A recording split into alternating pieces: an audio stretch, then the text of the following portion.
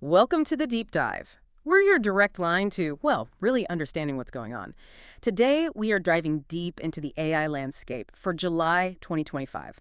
It's been quite a pivotal month. Our goal, our mission for this deep dive is pretty straightforward. We want to unpack the launch of DeepSeek's R3. I've probably heard about it. We'll also explore the global push for ethical AI frameworks, which are, really starting to reshape the industry, and highlight some other significant breakthroughs that have genuinely defined this month in AI. This is a really dynamic moment, and we think we can reveal some surprising insights, maybe connect some dots for you. It really has been an incredibly busy month. And right at the heart of it all is that launch you mentioned, DeepSeek's R3, this new model. It just came out, July 14th from the Chinese AI firm DeepSeek. And yeah, it is genuinely shaking things up. Okay, shaking things up, that sounds like a big statement. What are the technical breakthroughs here? Why is R3 such a formidable competitor? Why all the buzz? Well, what's fascinating, technically speaking, is its prowess, but maybe even more so, its efficiency. R3 is a 400 billion parameter multimodal model. Now, parameters, you can sort of think of them like the connections, the knobs in the AI's brain.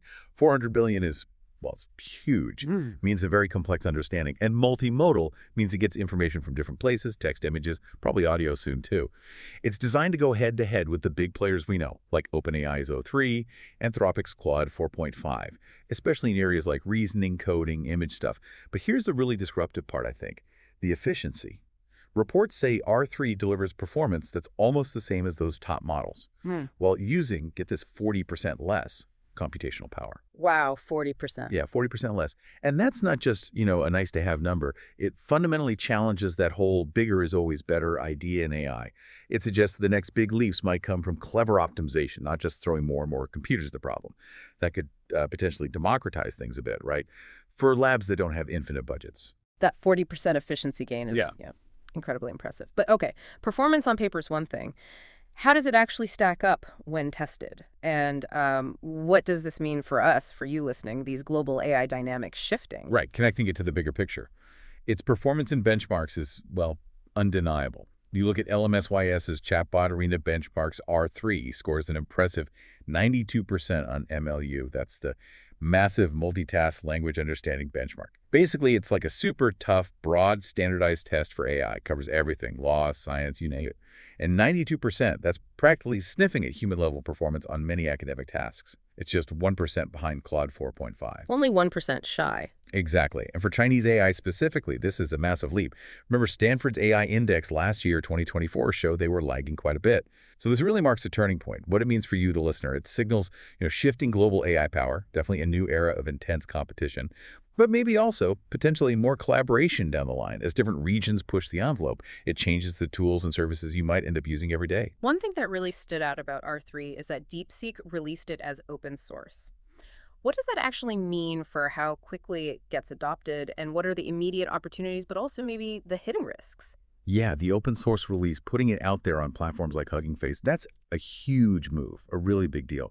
It genuinely empowers developers everywhere, fosters innovation, allows for rapid tinkering and building, which is, fantastic for the whole field. We're already seeing reports like in Wired that R3 is being used to streamline real-time translation for cross-border e-commerce, apparently boosting efficiency for small businesses by something like 25%. That's a concrete, real-world impact right now. That's fascinating, yeah. A real boost for small businesses. Yeah.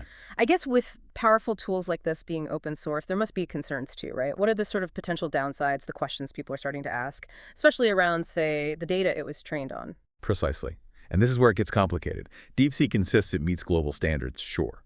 But the sheer power and the open nature of a model like R3, especially when you add those privacy questions, it immediately throws the spotlight onto the urgent need for global AI ethics rules. Yeah. We've seen flags raised, on X, places like that. Accounts like at AI Watchdog, I think it was July 15th, raising concerns about R3's training data, potential privacy risks under China's specific data laws. And this just highlights the critical need for transparent AI governance.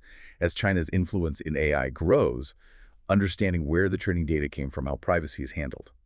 That it becomes absolutely essential for trust, for ethical use. It's not just about what the models can do anymore, is it? It's about what they should do and how we govern them. And speaking of governance, this month, July, we've actually seen quite a bit of movement on that front globally, haven't we?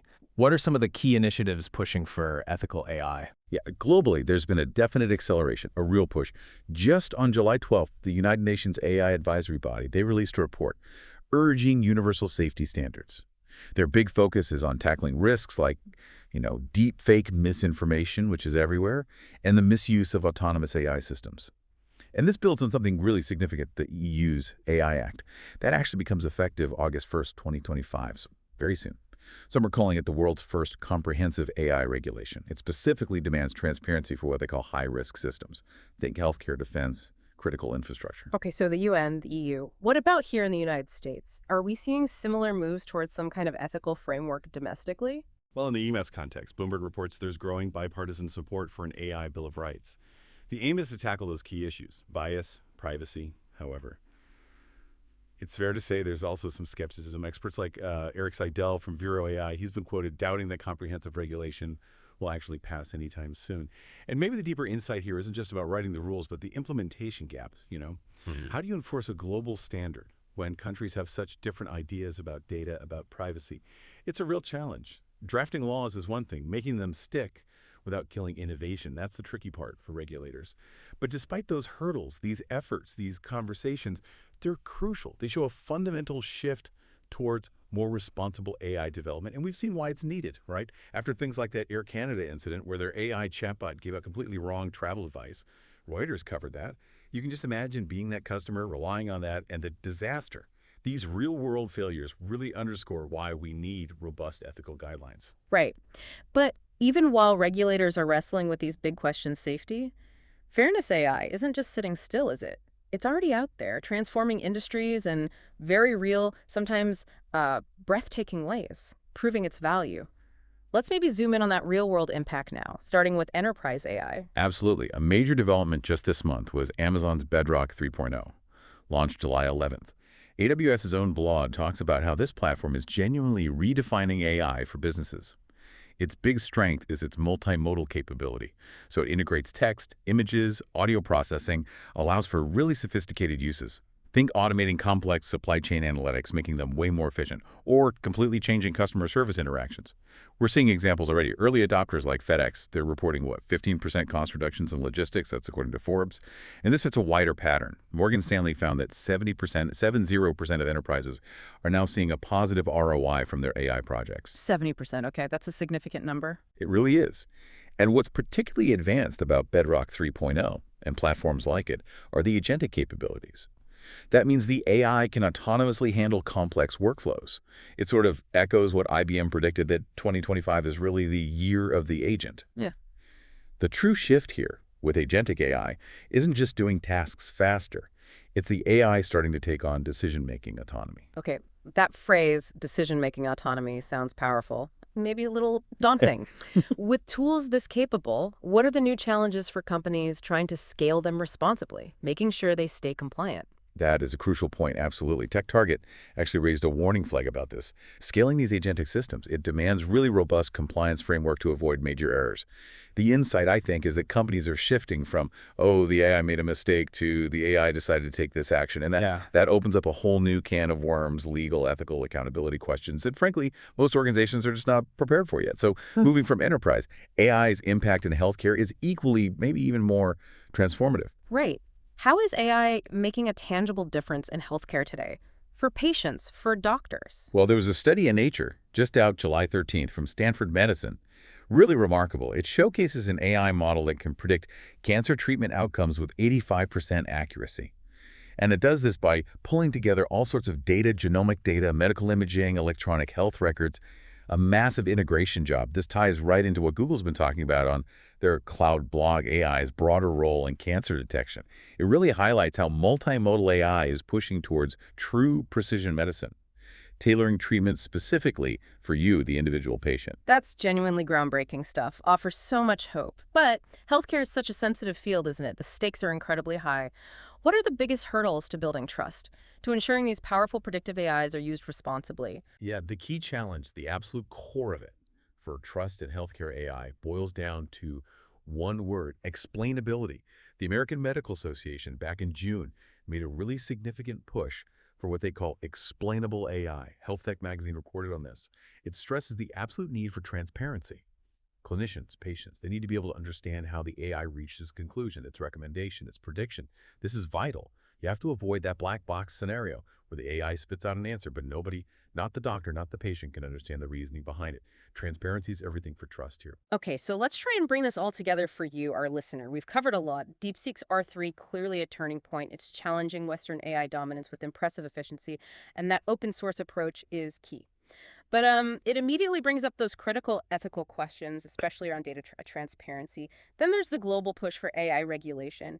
The UN, the EU's AI Act, the US proposals, it definitely signals the industry is maturing, trying to get its arms around this. Yet we can't ignore the potential gaps in enforcement, right, that could still create risks.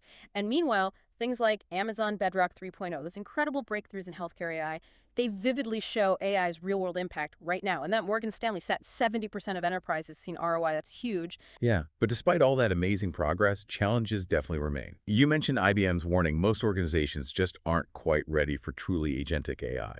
It highlights the sheer complexity of integrating these systems, especially that whole transfer of decision-making autonomy piece.